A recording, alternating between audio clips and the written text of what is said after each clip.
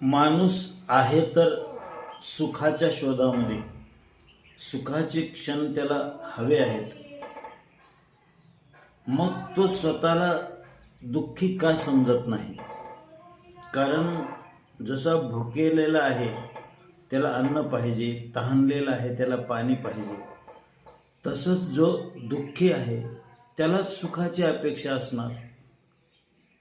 परंतु माणूस सुखाची अपेक्षा तर ठेवतोय, परंतु मी दुःखी आहे हे मानायला तयार नाही किंवा त्याला तसं वाटत नाही. परंतु द्रष्टे पुरुषांच्या मते माणसाला हे कळत नाही असं नाही, पण माणसाला हे मान्य करायचं नाही असं आहे. मी जर दुःखी आहे असं माणसानं मान्य केलं तर त्याच्या दुःखाचा शेवट होऊ शकतो. परंतु मी दुःखीच नाही असंच जर तो मानत असेल तर त्याच्या दुःखाचा शेवट होण्याचं काही कारण नाही.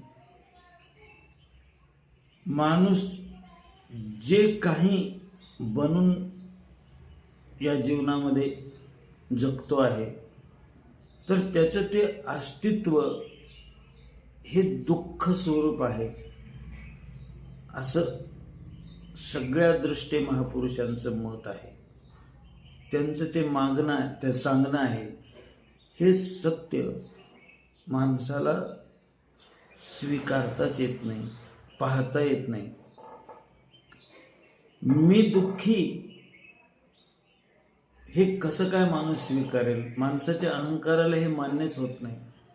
कारण आपल्याला माहिती की जीवत्व कसं असतं की अगदी त्या घाणीतल्या एखाद्या किड्याला सुद्धा आपण बाजूला काढण्याचा प्रयत्न केला तर ते परत त्याच ठिकाणी जातं आणि तिथून त्याला मरायचं नाही, तिथे त्याला जगायचं आहे, त्याला ते हवं आहे. ज्याही अवस्थेमध्ये जीव आहे, जिथलाही तो बनलेला आहे, त्याच्यासाठी ते प्रिय आहे, ते त्याच्या अस्तित्वाचा भाग आहे असं होऊन जातं. आता हे सगळे बांधून ठेवतो आपण पशु आपल्या घरची, हे जनावरं वगैरे, किती बंधनामध्ये आहे त्यांचं जीवन, किती कष्टामध्ये आहे, किती पराधीन आहे, तरी सुद्धा त्यांना ते जीवन हवं आहे. त्याचं